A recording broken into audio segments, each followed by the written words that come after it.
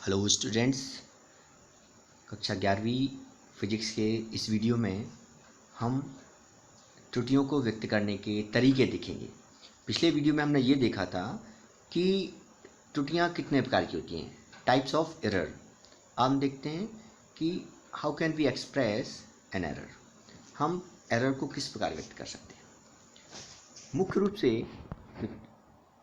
Errors होती हैं, त्रुटियां होती हैं, ये व्यक्त करने के जो तरीके होते हैं वो तीन होते हैं: निरपेक्ष त्रुटि, आपेक्षिक त्रुटि और प्रतिशत त्रुटि, परसेंटेज एरर। सबसे पहले हम देखते हैं निरपेक्ष त्रुटि, एब्सोल्यूट एरर। जब हम कोई भी भौतिक राशि को मापते हैं तो मापने पर जो वास्तविक मान होता है और जो हमने मान नापा हुआ है, उन दोनों के मान में जो अंतर आता है उस अंतर के परिमाण को ही हम निरपेक्ष त्रुटि कहते हैं। इसे हम सामान्यतः डेल्टा ए से, डेल्टा यहाँ मतलब है डिफरेंस, अंतर। यदि हम त्रुटि को ए से प्रदर्शित करें तो डेल्टा ए से मतलब होगा यहाँ पर उनका अंतर। तो निरपेक्ष त्रुटि का हम फॉर्मूला क्या होगा कि जो हमारा वास्तविक मान है, अर्थात जितना मान उसका होता है, और माइनस व्यक्तिगत मापित मान, मतलब जो व्यक्तिगत मापन किया गया है उस मान को हम वास्तविक मान में से घटा देंगे तो हमें निरपेक्ष त्रुटि ज्ञात हो जाएगी, एब्सोल्यूट एरर ज्ञात हो जाएगी। अब भौतिक राशि का जो शुद्ध वास्तविक मान होता है वो हम शुद्धतापूर्वक ज्ञात तो नहीं कर सकते, इसलिए जो उसका माध्य मान होता है उसी माध्य मान को ही हम वास्तविक मान स्वीकार कर लेते हैं। जैसे कोई भौतिक राशि है, उसका जो मान मापा गए वो a1, a2, a3, an है, ये मान उसके मापे गए, तब उनका माध्य मान क्या होगा? उनका माध्य मान क्या होगा? a मीन, सबको जोड़ के n से भाग दे देंगे, a1 plus a2 dash an upon n, जिसे हम सिग्मा आकर व्यक्त कर सकते हैं 1 अपॉन n, सिग्मा i equal to 1 to n ai। अब मापन में जो निरपेक्ष त्रुटियां होती हैं उसको हम किस प्रकार ज्ञात करेंगे? सबसे पहले जो हमारा माध्य मान आएगा उस माध्य मान में से ही हम प्रत्येक व्यक्तिगत मान को घटा देंगे, जिससे व्यक्तिगत मान पहले a1 है, फिर दूसरा a2 है, a3 है, an है, तो हम सभी मानों को माध्य मान से ही माइनस करेंगे। तो डेल्टा a1 यानी पहले a1 के लिए त्रुटि जो होगी वो होगी मॉड, मॉड यहाँ मापांक लगा हुआ है, दोनों तरफ जो खड़ी लाइन है ये मापांक है। इसका अर्थ ये है कि अंदर की जो भी मान आएगा वो धनात्मक ही आएगा। तो a mean minus a1, delta a2 निकालेंगे तो a mean minus a2, a3 निकालेंगे, डेल्टा मापांक लगा हुआ है तो a मीन माइनस a3। इस प्रकार हम an तक उसको निकालते जाएंगे।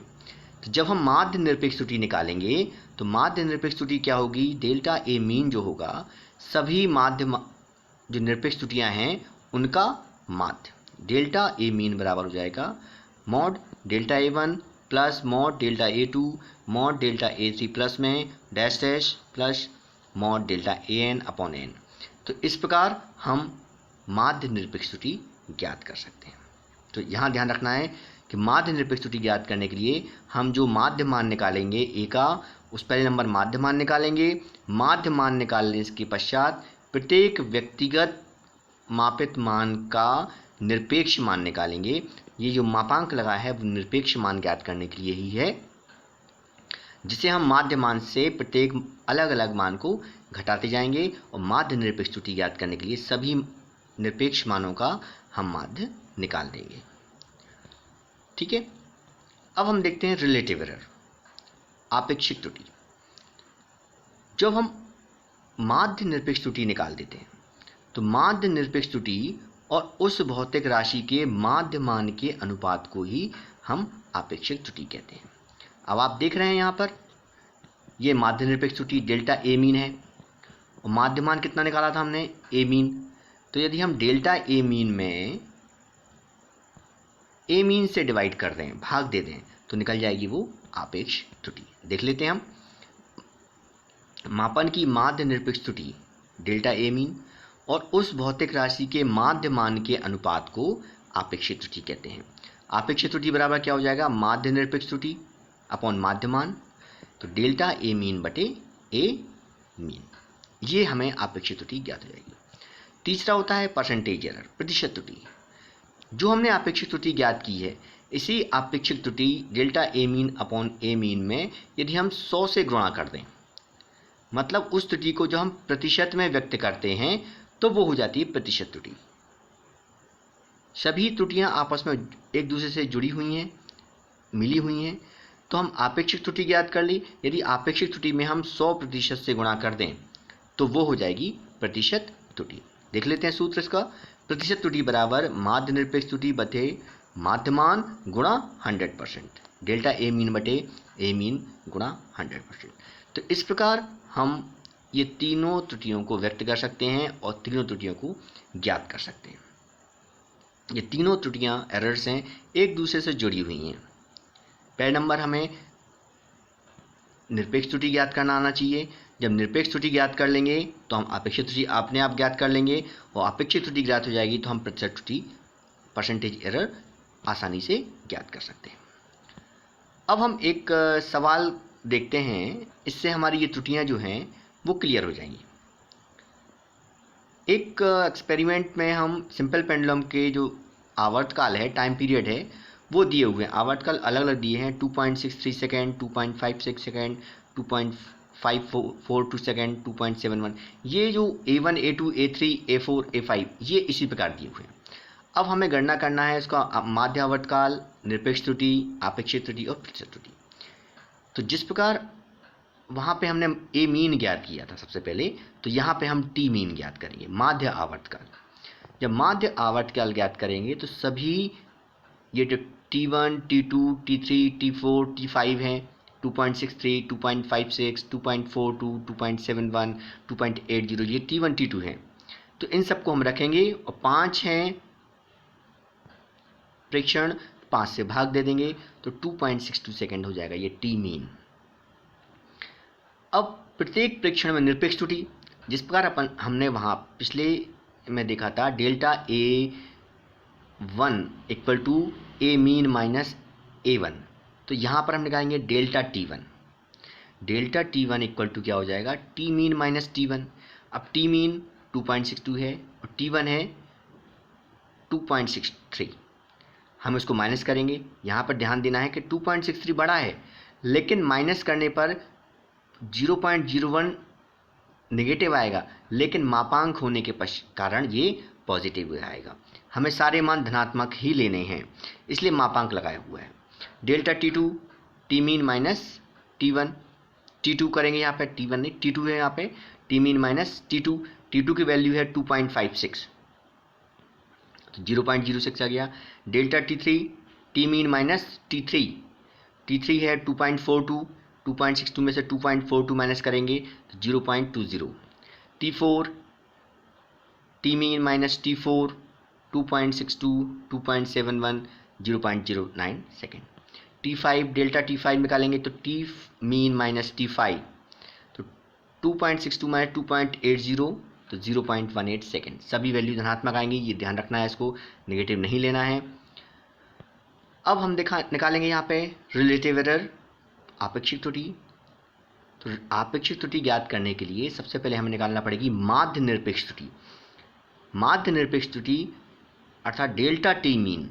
डेल्टा टी मीन कैसे निकालेंगे, सभी delta T1, delta T2, delta T3, delta T4, delta T5 को जोड़ेंगे और 5 से भाग दे देंगे तो डेल्टा टी मीन ज्ञात हो जाएगा। तो डेल्टा टी मीन बराबर हो जाएगा कि जो delta T1, delta T2, delta T3, delta T4, delta T5 है, सबको जोड़ेंगे और 5 से भाग देंगे तो 0.108 सेकेंड, ये माध्य निरपेक्ष त्रुटि। अब आपेक्षिक त्रुटि ज्ञात करनी है तो माध्य निरपेक्ष त्रुटि में हम टी मीन से डिवाइड कर देंगे, तो delta T mean upon T mean, तो आपेक्षिक त्रुटि होगी delta T mean upon T mean. Delta T mean मतलब निरपेक्ष त्रुटि है और टी मीन मतलब टी का माध्य, दोनों को डिवाइड करेंगे तो 0.41, ये हमें आंसर मिल जाएगा।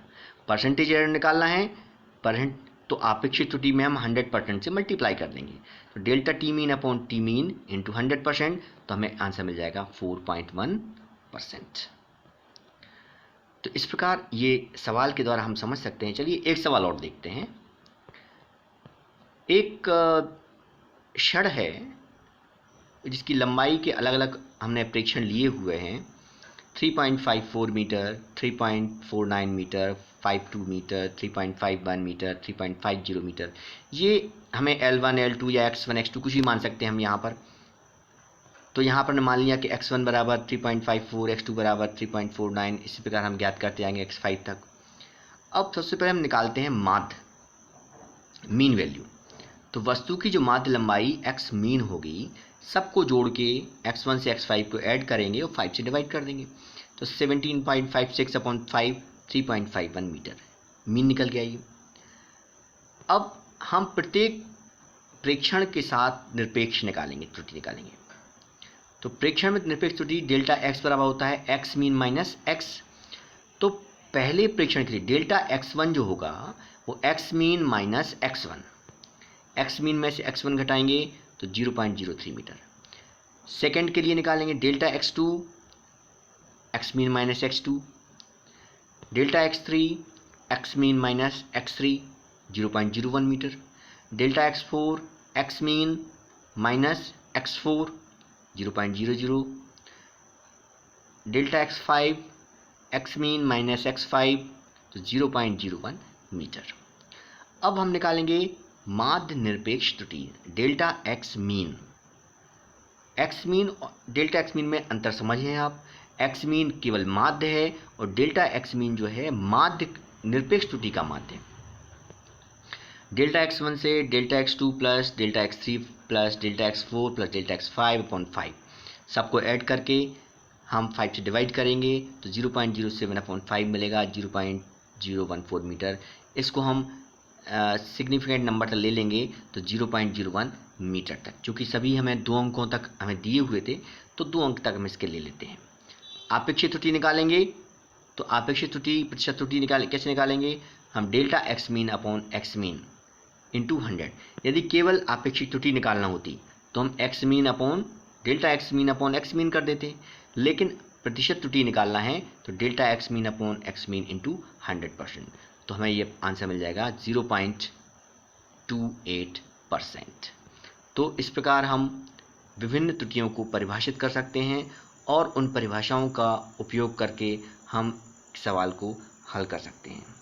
आशा है इन दोनों सवालों से आपकी जो त्रुटियों को व्यक्त करने का तरीका है या ज्ञात करने का तरीका है उसकी समझ आप जरूर विकसित होगी। अगले वीडियो में हम फिर मिलेंगे, तब तक के लिए नमस्कार।